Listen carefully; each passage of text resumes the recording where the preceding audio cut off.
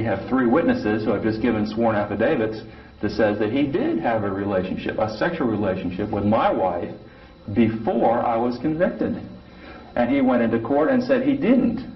Now, who are you going to believe, him or the 3 people? Or are you going to say these 3 people are lying? They saw that personally. They witnessed Schwartz having sexual contact with my wife, romancing, smooching in the back of a car. My sister and William Lane saw it approximately the same day, and then David Rogers saw it on a separate day. I suppose Schwartz was thinking in terms of, well, this is 20 years ago, nobody's going to want to get involved in this anyway, and I'll just lie and get out of it. But 3 people actually have given the affidavits. I think Sandra probably has copies of them. She'll give them to you. The judge in Palm Beach, Judge Payne, has to tell the magistrate to issue an order to bring all the people together so that they can make the testimony. See, when Schwartz went down there, when we went down there last year at this time, Schwartz said, no, I never had a relationship with this man's wife until after he was in prison, which was a lie, all right? So then the 3 people came after he gave their testimony and gave the affidavits. Now that's new evidence that shows that the state's witness-in-chief is a perjurer, which is a felony. So Schwartz has committed a felony before the United States District Court. So it's just not a question of a civil matter, it's a question of a criminal matter. And we have filed with the United States Attorney's Office in Miami, that's Dexter Langton, a criminal complaint against Schwartz. And they have taken this and they are doing their own investigation at this time. Has Schwartz, an officer of the court, committed perjury? And according to the 3 affidavits, that is legally sufficient to prove the perjury. You need, in Florida law, you need 2 affidavits to prove a perjury. You just can't come in and say the man's lying. You need witnesses, and they have to swear under oath. So now you have a choice. You can believe Mr. Schwartz, or you can believe the 3 people who are filing under oath their own testimony saying, yes, he was having a sexual relationship with Schaefer's wife. Now, if these people are shown to be lying, then they are subject to perjury and 5 years in the joint for lying under sworn affidavits. So you've got 3 swearing here and you've got 1 swearing there. Now they have to, legally speaking, the court has to bring these people together and take the testimony and make a determination on who's telling the truth. And that will be up to the magistrate. And that's where we stand as to when they will be coming in and saying, testifying under oath and going up and being cross-examined. What did you see exactly? Well, I wasn't there personally, so I don't know what they saw exactly.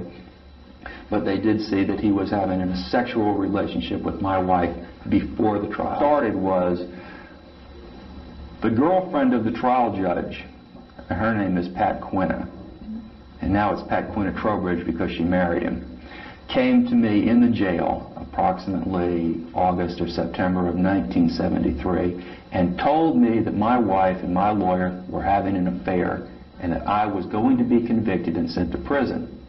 And I said, no, listen, I can prove, because I have this document that shows that the state's witness-in-chief is lying. Those people were never in my car. They never copied down my license number, because here is the proof. When you check a license tag, you know, and they put it in the computer, it comes back to the certain address. Well, the address that it should have come back to was in Fort Lauderdale, if they had done it. But they never did that. See, they just said, yes, we did it, and we tracked it to this man's home in Stewart. But my car wasn't registered there. You drive up to my home, and I copy your license number down. And then I go to the police, and I say, I copied this man's tag number down. Here's the tag number. And they run the tag through their computer. It's going to go to a certain address, right? Well, the address that it should have gone was my Fort Lauderdale address, because that's where my car was registered. It was not registered in Martin County, which is 100 miles away from Fort Lauderdale. Yet, the testimony of this woman is that she copied down my license number, gave it to the police ran the tag, and they gave her the Martin County address. It's just not true, see? And I could prove it wasn't true because I had it in my pocket, and I gave it to Schwartz. I said, here's the document. She's not telling the truth. Find out who told her to tell this story. Somebody had to tell her. Say this, lady. When they searched the home, they took my literary work, and they said, oh yes, this man writes lurid fiction, therefore he's a killer. But it had nothing whatsoever to do with those people who were killed. Nothing that belonged to the women who I am convicted of killing was found at any search. That is the myth. Okay? Yes, we went to Schaefer's home. Yes, we conducted a search. Yes, we found this evidence that links him to this one and that one and the one he's convicted for. But when you get down to the facts, that's a lie. There is nothing there. I am not linked to those people in any way except by the testimony of that woman that says, I copied down the license number, we checked it, and it went right to his home in Stewart. That's the link. That's why it's so important. And when I gave the document to Schwartz, and they changed it by trial time, it was showing that my car was registered to Stewart, where it never had been registered before. See, that's the connection. There's a lot of myth that goes on where they will tell you, like, yes, he's been in court 17 times. Yes, I filed 17 times, and they just throw it out, see. And that leads you to believe that I've had judicial review under proper conditions where an inquiry has been made, but that has never been done until this time.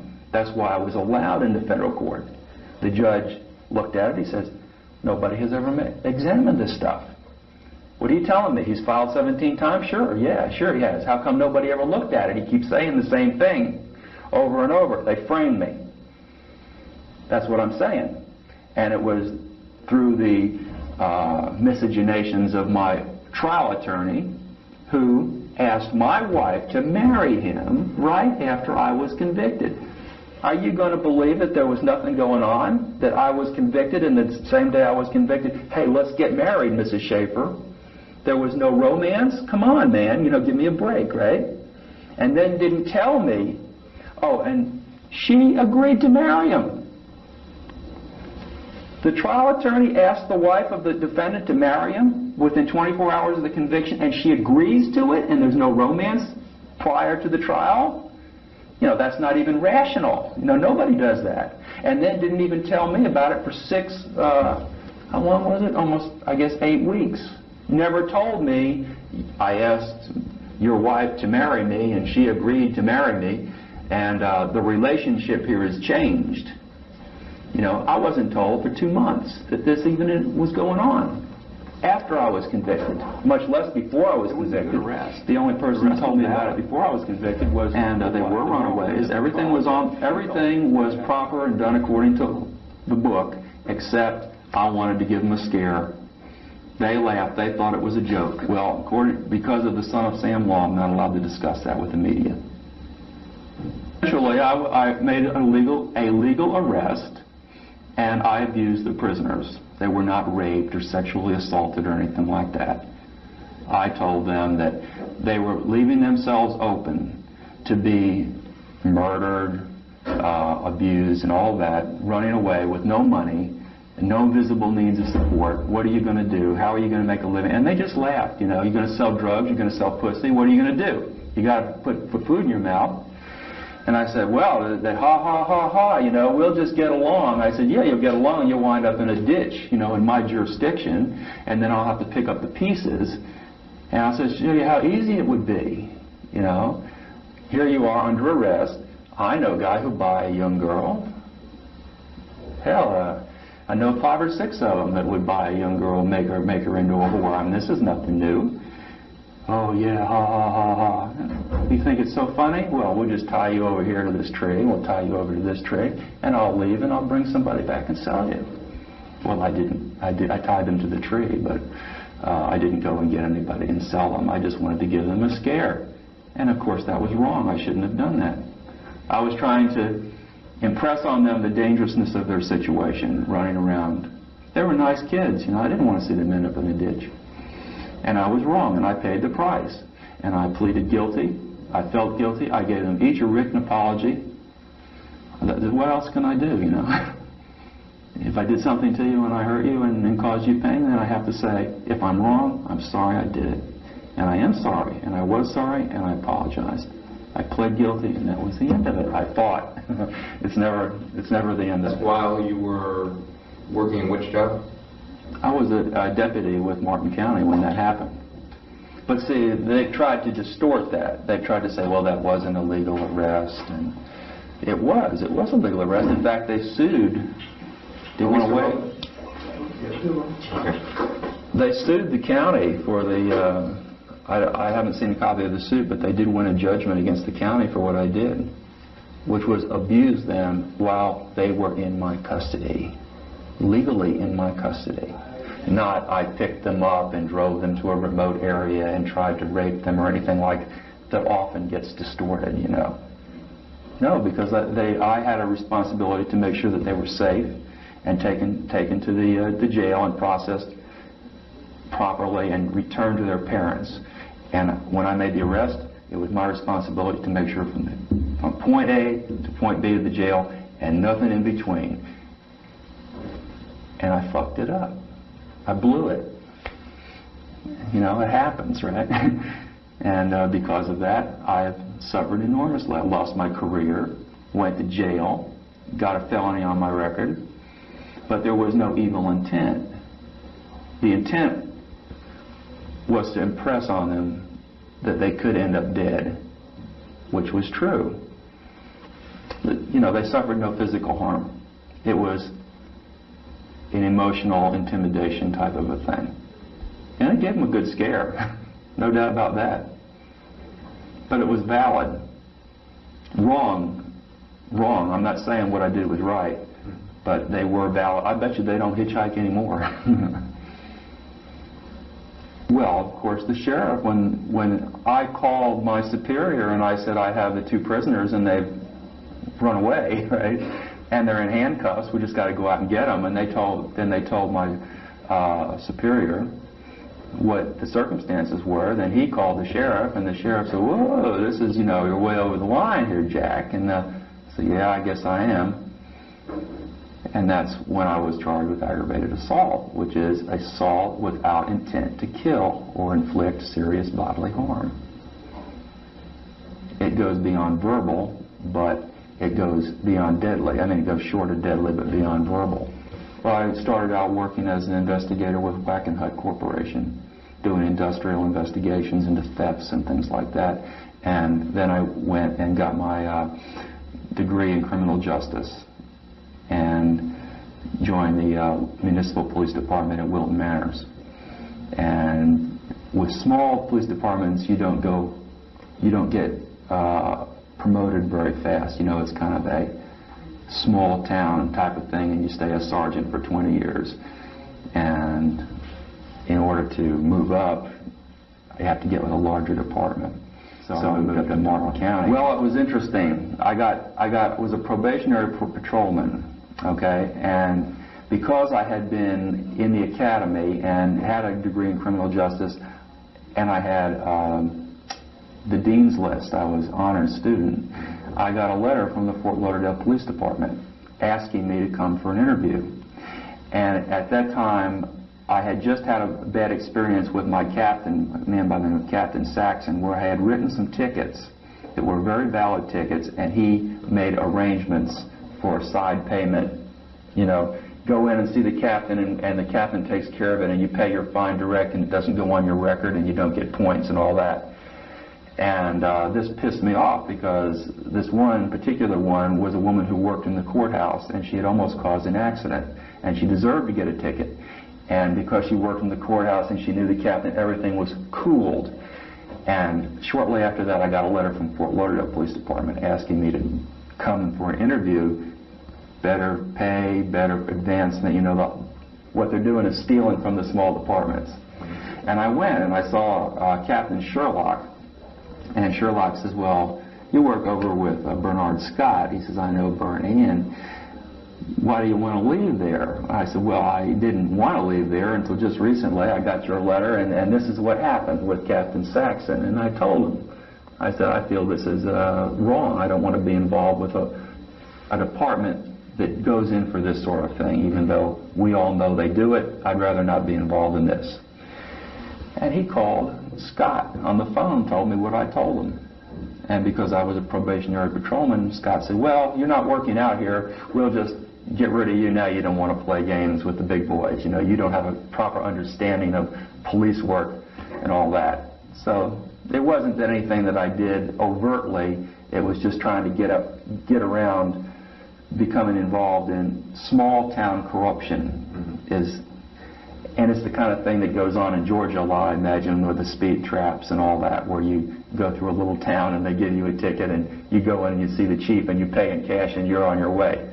That happens in Georgia, I understand, a lot. In Florida, too. Martin County was a situation where my wife's brother was with the Highway Patrol, and the sheriff of Martin County, a man by the name of Baker, had been removed from office by the governor. But they had an opening up there because they fired about half the deputies for corruption, along with the sheriff and all his gang, right?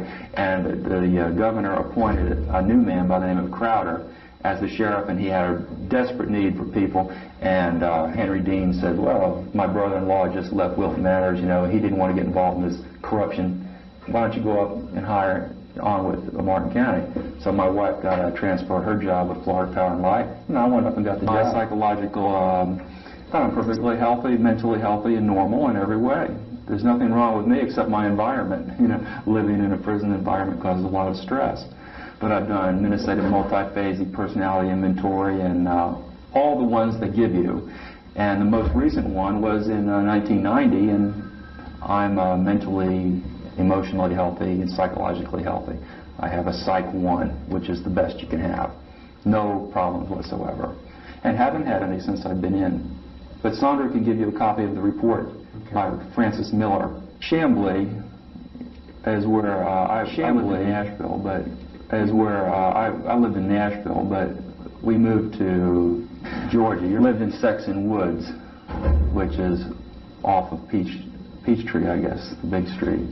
And I went to Sexton Woods Elementary School, and then I went to Our Lady of the Assumption, and then I went to Marist for the beginning of my first year of high school, but then we moved to Florida. But you know, I grew up in the Catholic school in Assumption, and played league ball with the Catholic League in Atlanta in 1958, 59, and 60, and would have gone to Marist Military School with all the other guys from Assumption. They either went to Pius X or Marist. That's all you went to. And then we moved down here, and I went to the Catholic school. Did all the normal things, mostly sports. You know, Catholics are very big on sports. You know, basketball and football, especially in the Catholic League. I don't know what it's like now in Atlanta, but back then it was you had the private school circuit, where all the different private schools had their own league, and we played Westminster and all the different, you know, private Catholic schools and private Christian schools. Well, that was my thing. I was a golfer. I played at Chastain Park, and I was at Chastain Park when I wasn't doing anything else. I was at Chastain Park hitting the golf balls and hunting and fishing at Murphy Candler. They made that into a park, but before it was a park, that's when I lived there, and they had the lake. And you can go up there and shoot the 22s and fish for brim and bass in the Murphy Candler Park Lake. And I'd sneak on Peachtree Country Club and fish in their lakes, you know. Stuff kids do. In Atlanta, it's like when you're going into puberty and you start discovering about sports and you get into this male bonding thing, and we're on the basketball team. I was a starter, and I was on the football team. I was an end. And golf was coming up for high school, and I had to get out there and get ready to be on the golf team. You know, and Atlanta had a good golf program. Junior golf has always been big in Atlanta. My father worked for Kimberly-Clark Corporation, paper manufacturer. He was a salesman for them, and everything was fine. Well, Sexton Woods is not like a low-class area, you know. My dad was a good salesman, one of their best. I'm the eldest brother, and I have a younger brother.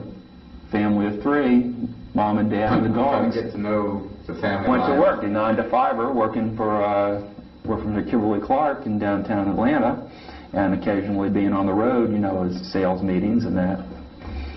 And, you know, going to Catholic school and coming home and doing your homework and doing sports, going up to the lake. What's the big lake up? No, I didn't have an abused childhood or anything like that. I had a regularly good childhood. I didn't even know what marijuana was until I got into university. My parents were very strict, straight-up Catholics. I mean, Catholic school, Mass every morning, Mass on the weekends. You go to Sunday church, you don't do anything before you go to church. Mm-hmm. You know, straight-up Catholics. They were Catholics before they got married as Catholics, and they're raised as Catholics. And you know, Catholics see everything sort of like black and white. The sin is over here, and the correctness is over here, and there's no gray area in between. That's how Catholics are. And of course, growing up that way, and being in the Catholic elementary school and the Catholic high school, I had a very, very black and white view of the world, what's right and what's wrong. And I didn't learn to equivocate until I got to the university for gray areas. But that's how I was raised. I was raised very strictly in the Catholic Church. In fact, when I came down here, I almost went to the St. John Vianney Seminary and became a priest. I was that close to becoming a priest. Yeah, I had some problems with the Catholic Church's structure. It's too dogmatic, and they don't invite you to question the dogma. And I'm a questioning, sensitive person. I'm a creative person, and I have a good imagination and a good mind. And I want to be able to go to the priest and say, what's the story on this? You know, virgin birth, right? How do you explain this? What's the story? Give me some books to read about this. And they don't want to hear it. They, woo, you know. Okay. And that's how come I didn't go. I had a golf scholarship. 12 and 13 and 14, that age right in there, 11 to 14.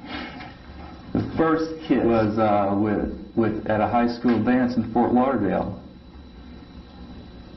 I remember it very well, out underneath the ficus tree. I can even tell you what she was wearing. It was lovely. She was one of the girls at the Catholic school. But as far as, you know, having sex, you know, there was none of this sexual stuff like that goes on in the schools today. And everybody's, you know, wearing little brief costumes and everything. You didn't see that back in 1961 and 62. I had good experiences. I went, in fact, when Kathy Wrightson, the first kiss, I went steady with her all the way through high school. So until I was out of high school, I only dated one girl. Well, the regular petting that anybody does when you're in high school, you know, kissing and petting. But as far as sexual intercourse, no, not in high school. That's telling tales out of school, isn't it? That wouldn't be very nice to put somebody's name like that into like that, who was sexually repressed and could not enjoy a normal, intimate relationship. Okay. But you know, that's how people are, and especially in some girls that are brought up in very strict Catholic schools. I found out that are so repressed sexually that they just have to feel as though that they've been forced into it and can't say. They say no, and you just have to say yes, you know, and you have to be forceful and persistent, and then they say, oh, I'm overwhelmed, you know, and that's how they rationalize it away. Well, I'm more of a romantic type, and I like moonlight and flowers and romance, and that sort of this was beyond my experience. I didn't understand it at the time. Later, when I went to the university and I studied abnormal psychology, I began to understand that there are people who are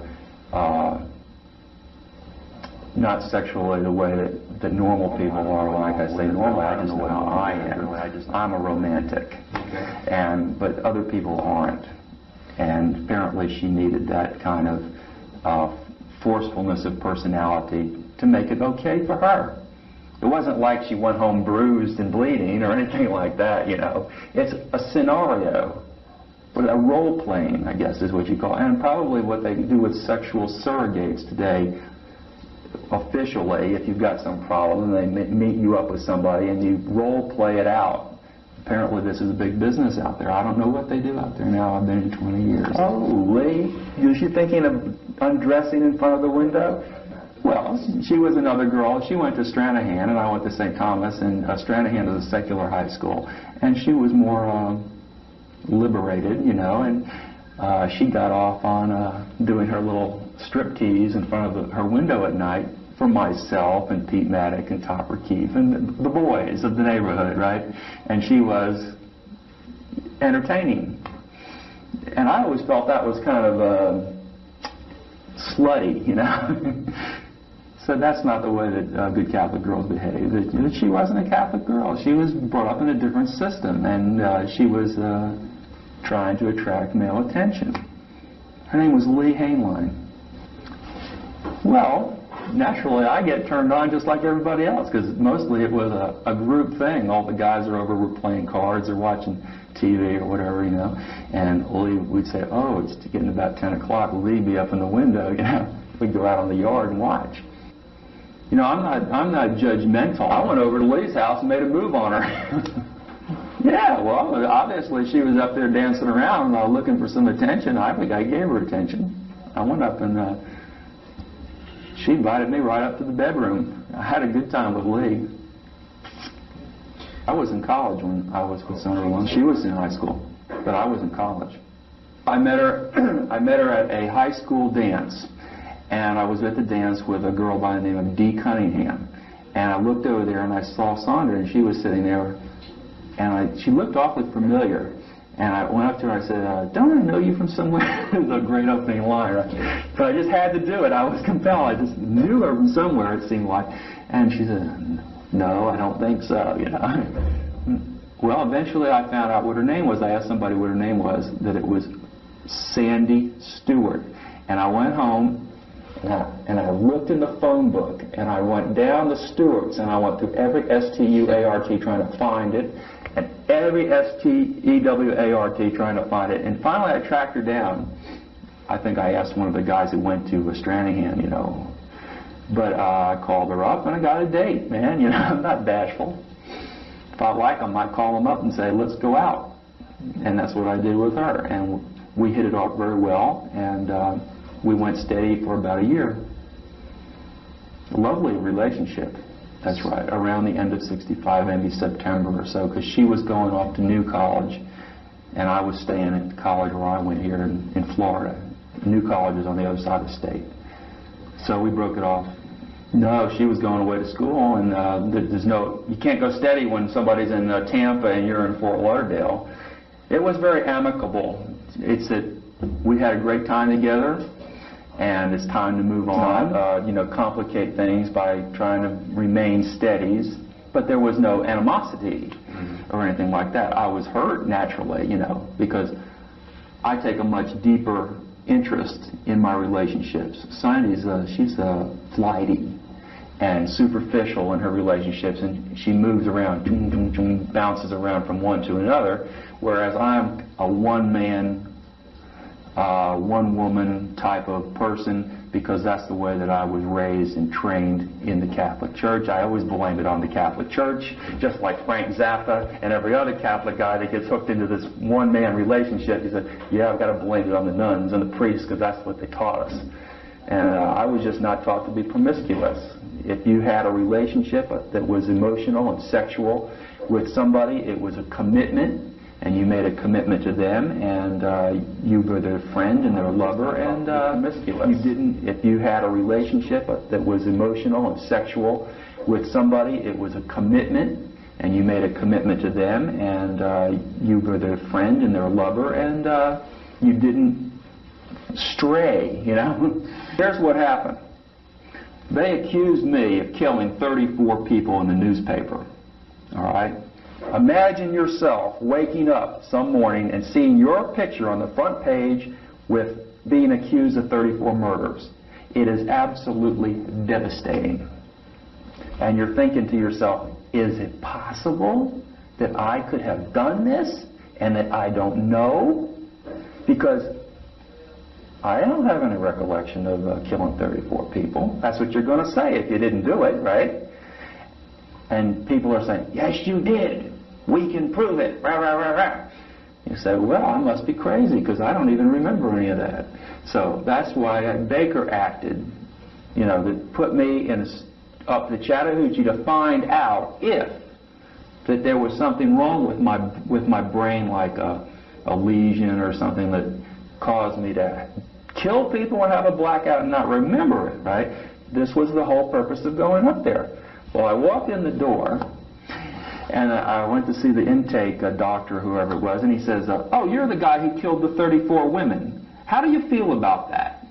I thought, wow, you know, this isn't a situation where I'm going up to find out. This is a situation where it's going to be an interrogation, and they're going to, whatever I say is, this is not going to be for medical purposes at all. This is like talking to the state attorney's office. The worst thing he could have possibly done was say that, because then I said to myself, well, they want stories? I'll give them stories. Oh, gave them lots of stories. Nothing had to do with any murders. Told them everything I could think of, and went and talked to the bugs on the wing and tried to find some more stories to tell them. I told them all kinds of stories. But nothing that had to do, that implicated me in any crimes. I certainly not implicated myself in any murders. But I had the presence of mind to understand what they were up to. And then, the same day, they threw me in solitary confinement, unbelievable filth on the floor, and I was held for 2 weeks in the most incredible dungeon that you had ever imagined, with lunatics, drooling fucking lunatics.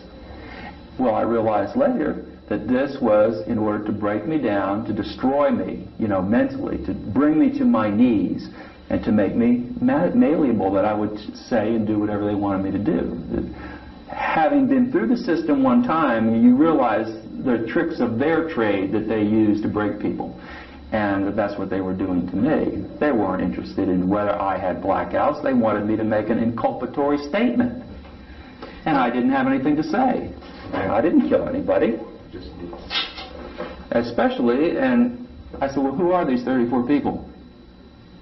I said, well, we don't have to give you the names. I said, well, yeah, ooh, I think if you're going to accuse me of killing 34 people, I'd like to have some names and some dates and some MOs and things like that. It took me until 1981 to get the names of the people who they thought that I killed. And when I got those names, he finally reduced it, Robert Stone and Lem Brumley. Lem Brumley, who was later arrested as a racketeer for their narcotics, okay, and pled guilty. Stone eventually was confronted by a reporter by the name of Paula Sue Wells. So she went to Stone, and he reduced it from 34 to 9, okay, and gave her the names. And I went and took those names in those jurisdictions, and I wrote to the police departments or the sheriff's departments in those jurisdictions, and I said, I understand I am the suspect in this crime, and I want to take polygraph, I want to be interviewed, I want the whole 9 yards, I want an attorney, blah, blah, blah. And I went through all 9 of them and ended up getting letters from every one saying that I have cooperated, and that they have given me whatever tests they wanted to give me, and that I am no longer a suspect. And Sandra's got that stuff. I've asked her to give it to people like yourself, where she's got copies of the letters from each state attorney's office clearing me as a suspect because of my cooperation. And the latest one that we did was the FBI. Mr. Hazelwood wrote a letter and said, you are not on our list as being a serial killer. This is Robert Stone and his little cabal down there saying, yeah, that man's a serial killer. Say, yeah, but you never linked me to a crime scene, Mr. Stone. When am I going to be linked to a crime scene? You can call me whatever you want to call me, but let's see some evidence. Sandra called him on the phone and said, you've accused the man of having sex with corpses. Do you have something to back that up? I was furious, man. Can you imagine a Catholic boy raised in a Catholic school and being accused of having sex with a dead body on the front page of a newspaper? Outrageous. Makes me mad just talking about it. And she says, well, I'll call him and ask him. And she calls him on the phone and says, well, you've accused the man of necrophilia here in this news article. What is your proof? What do you base this on? He says, well, he wrote stories. He's written it all up in fiction. He must be doing it. I said, duh. That's supposed to be the evidence. My book is supposed to be the evidence. Claim. You see, this is Sandra again. Here's what Sandra is interested in: making money. Okay, that's her primary motive in life, is generating money for her. When she wrote to me, she was not interested in me. How are you doing? Gee, it's been a long time. Would you like to get back together again? It's, do you still write those stories? Because I was writing back in 1965. In fact, my instructor in 1965 was Harry. Here I'm telling you the pitch. So when I find out that Sandra wants to make money, I say, yeah, I write it. And boy, do I ever, you know, and Killer Fiction shows that I'm a writer. All right. And then she says, well, what if, the same question you're giving me, what if you never get out, blah, blah, blah, you know? I said, well, we'll just write up a story like Donald Evans would just say, yeah, everything they said is true. I killed 34. We'll write it up as first-person account. I said, boy, you can make a lot of money selling that, and it won't make any difference because I won't be able to get it getting out anyway, see? And that's where that's coming from. All that is a business decision, more or less. There's no evidence I killed anybody. And then she started coming on with this thing from Zebra Bush. Mr. Schwartz. They framed me for murder. Framed me. Mr. Schwartz. Framed me. To get my wife. And he did this with the assistance of Mr. Stone. And Bruce Colton, who is the state attorney, he is well aware of it. Oh, I was guilty of that. What can I say? You know, I went in. There was no trying to wiggle out of that. I didn't. Just a little bit too many Dirty Harry movies for me. You know, you get to see this stuff on TV, and they do all this weird stuff, and then you do it in real life. It isn't like that at all. Of course there was a trunk. There was 2 trunks. It was filled up with my literary work. Hundreds and hundreds, 10 years worth.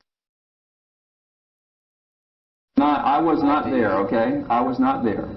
I have been told that they have found stuff like this, all right? I have asked Sandra, I said, you go and you see it.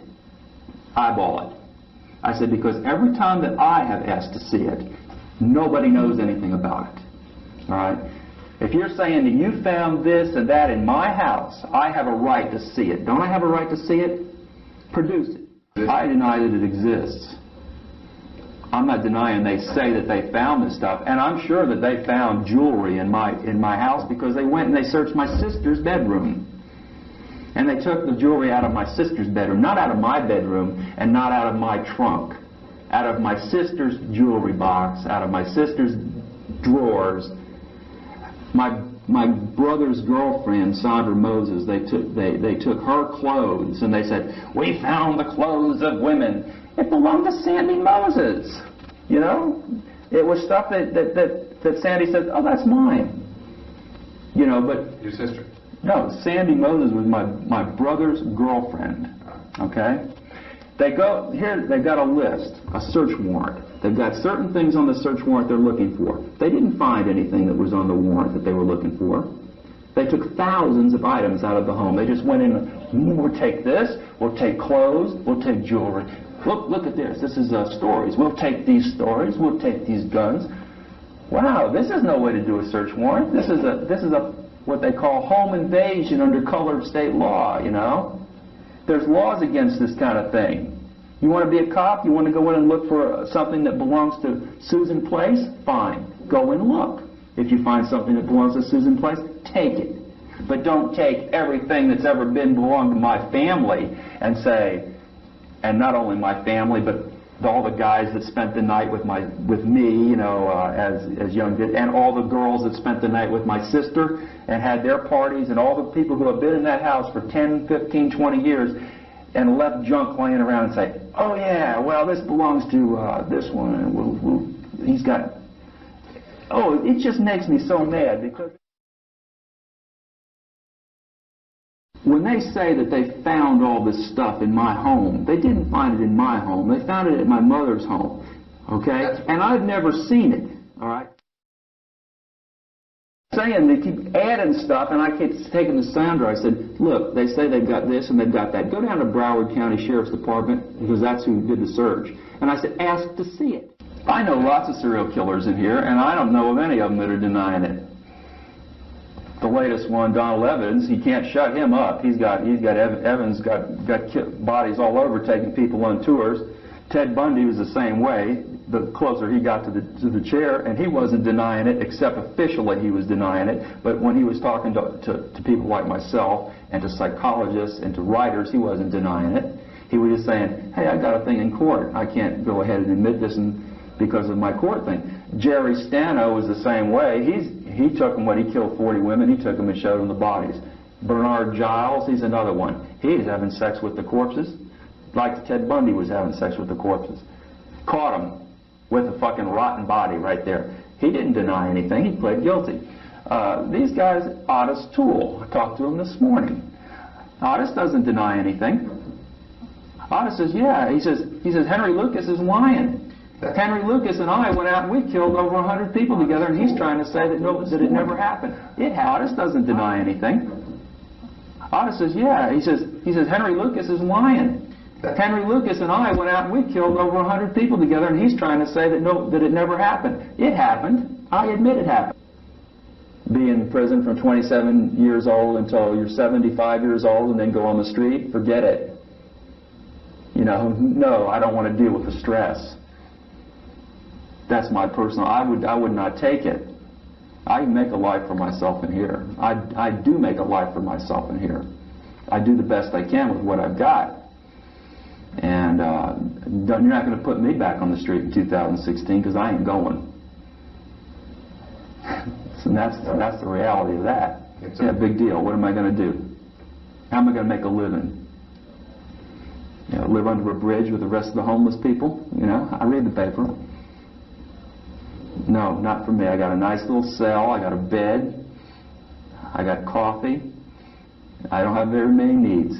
As long as I've got books and I have access to a library, I will be intellectually stimulated. And I don't want to leave. Not at 2016. Now you come in tomorrow and say, hey, I still have a chance at 45 years old to make something out of my life. And I have told those cops and the state attorneys and everybody else, I said, connect me to any crime, any murder, anywhere, and convince me that I'm involved in it, and I'll plead guilty. Just like I pled guilty when I was guilty, I pled guilty.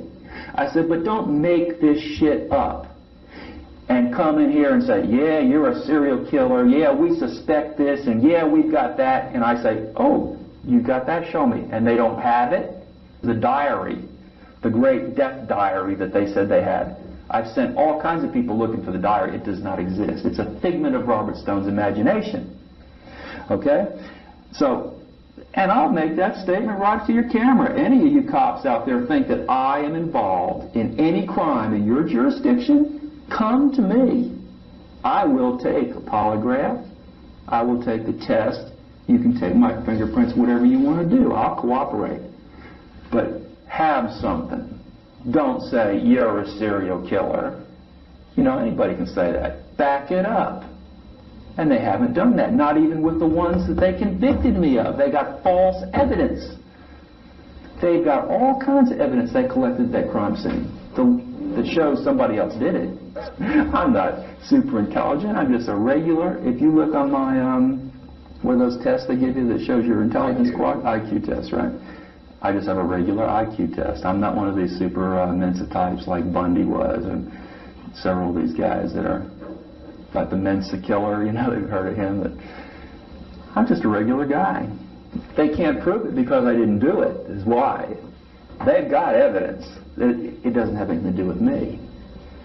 It's like the great purse, my bullet pouch, okay? Full of bullets.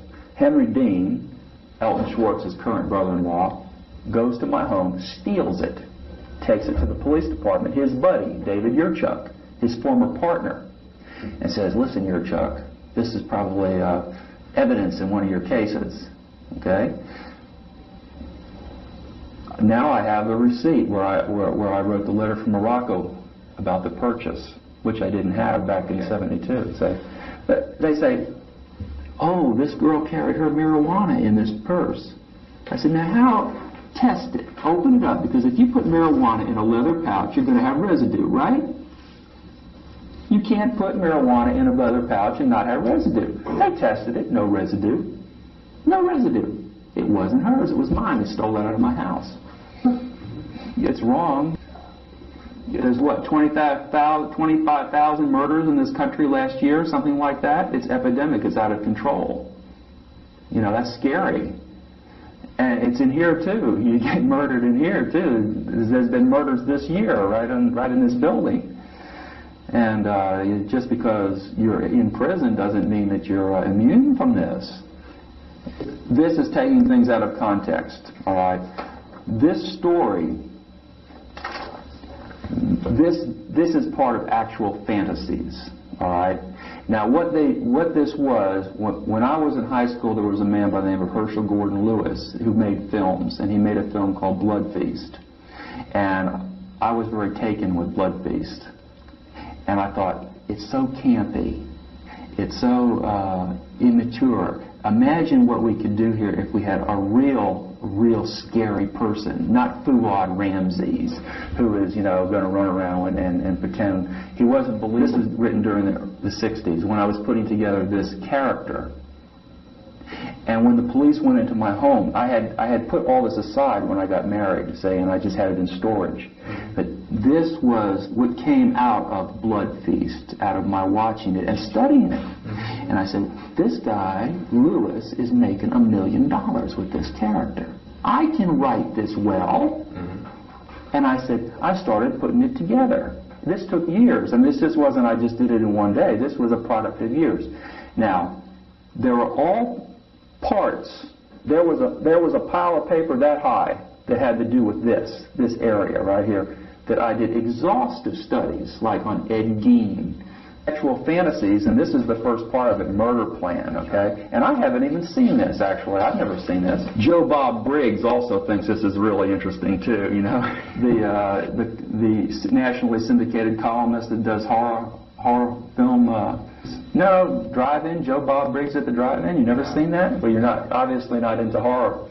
But what I'm telling you is that when you go and take a man's rough drafts, when you do a work, and this was to be a work, the ghoul, the person, all right, is a commodity. He is a scary character. And when you read this, you get scared by the time you get to the end. You say, wow, is this a real guy? This guy could be around, you know, like that. Because this is what's really scary. King Kong isn't scary. Fuad Ramses isn't scary. This is scary. Okay? Now, they went and they took these rough drafts and they stole it. Okay? What they got is they took, oh, this looks good. This looks like it might be inculpatory to make him look like a serial killer. So we'll keep this one over here and we'll throw this part away. So by the time the police got done with it, you got a piece over here, Murder Plan, which is nothing more than a little scenario. This is just a sketch to build something on. And I'm going to read this, and by the time I get it read and you get it cut, it'll be turned into a confession type of thing, is what it gets turned into. Reading his work in a setting where people understand that this is a reading, like a poetry reading or something. That's one thing, but so many people have said, we think you're a killer because of that graphic stuff that you write. People have said this to me. They said, how can you write this kind of stuff and not be a killer? I said, well, you do it by research. You do it by concentration. You do it by creativity. I said, you do it the same way that everybody else who writes graphic murder stuff does it. You work at it. This isn't just something that happens. This is something that you pay money to go to the university to learn how to do it correctly. I mean, I graduated from Florida Atlantic University, and I took creative writing, and I specialized in short stories. I did not specialize in doing novels or journalism. I specialized in short stories, and these are short stories. I've had so many bad experiences with media and police and everybody, you know, tricking me and saying do this and do that. I've had so many bad experiences with media and police and everybody, you know, tricking me and saying do this and do that, and you say it and it comes back in a negative way. And I hope that by writing killer fiction that it is entertaining. Obviously it's entertaining, a lot of people buy it. But I dislike it when people say, you created this work, therefore you're a killer, or this proves that what the state is alleging, that you're a serial killer because you are capable of writing that. And that upsets me a great deal when people say that. I think any judge or jury in their right mind. The state of Florida has submitted this part right here as proof to the federal judge that I committed those murders. It's in their answer to my habeas corpus. They have put this piece in there and say, look, Judge, this proves he killed him. It has nothing to do with that crime whatsoever. But you see, that is their pitch, because they have nothing else. They have no proof that I did anything. They have this. Okay. Now, you want me to read it? I'll read it. And I'll just have to trust you to do the right thing.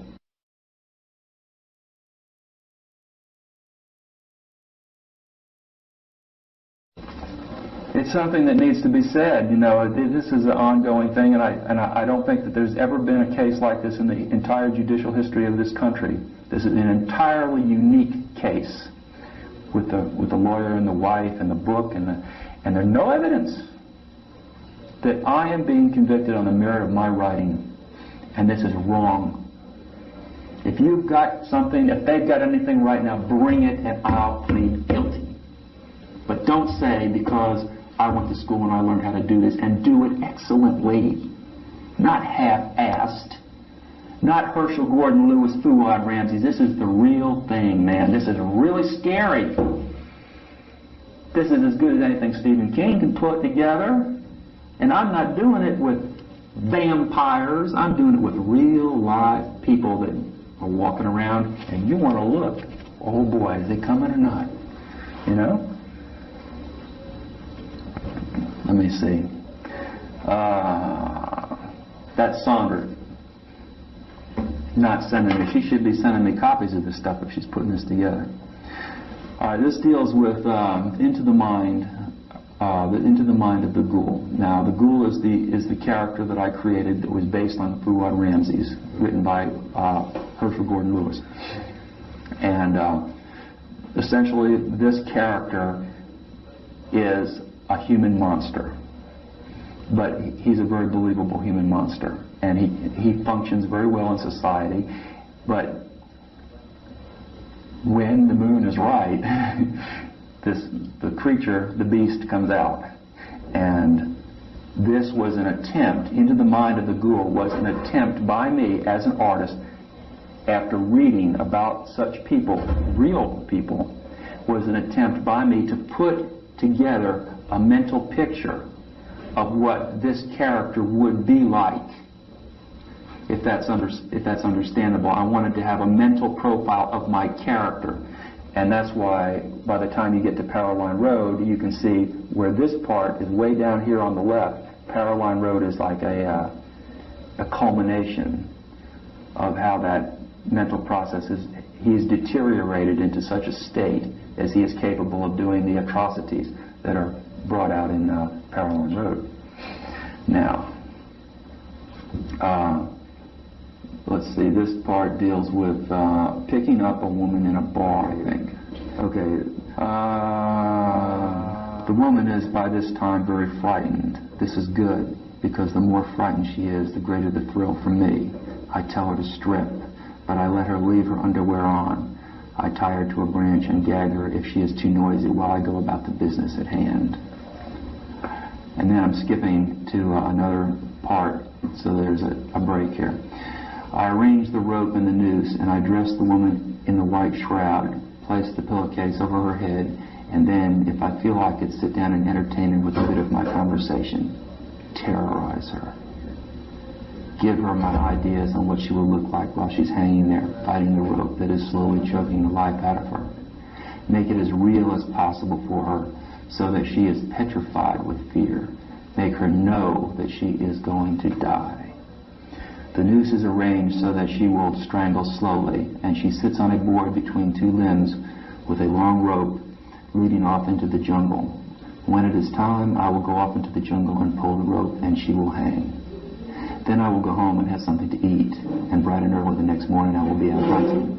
I will find the body hanging from the tree, and only then will I really notice it, maybe fondle it, and maybe even have coitus with it. I will notice the expression on the face, the position of the body, explore every nook and cranny of her, perhaps mutilate her and delight in the smell of any urine or excrement that she may have passed while hanging there. I leave and then return, so it will be unbelievable to myself that I did the deed. I will not be able to remember doing it. Funny, isn't it? The deniability part and all that, which is based on serial killer studies. You can see that I'm putting together a serial killer person from a serial killer profile. It fits perfectly. But all of that is research. I mean, that's going to the library and spending time studying books about criminal mentality. Well, I think it's very valid. What's written is valid. And the more they learn about serial killers, the more they see that this fits a lot of what people do. Especially the part that you mentioned about the deniability, right? And this is pure Giles, Bernard Giles, when he would go out and kill them and leave and come back and screw the corpse. I'm sorry that people take it in a way that they feel that this is an expression of reality. This is fiction. This is make-believe. It's designed to scare you. Okay? So I'm sorry that I wrote it and that people have misinterpreted what has been written and trying to say, no, this is not fiction, this is reality. Because it's not reality, it's fiction. And it's just as valid fiction as anybody else who writes good, scary stuff. That's scary. At least it scares me. Doesn't it? Isn't it scary? Okay. She may be revived before death, desirable, and subjected to further indecencies. After death has occurred, the corpse should be violated, if not violated already. The body should then possibly be mutilated and carried to the grave and buried. All identity papers should be destroyed and the place of execution dismantled. This was supposed to be the perfect crime type of scenario that the ghoul would use in order to remain unapprehended. They went out and they made a video after they took my stories, okay? And they read the stories. They went and got these girls from wherever they lived up north in Michigan, I think it was, and brought them down here and used my stories to make a video. It was not a vowed reenactment.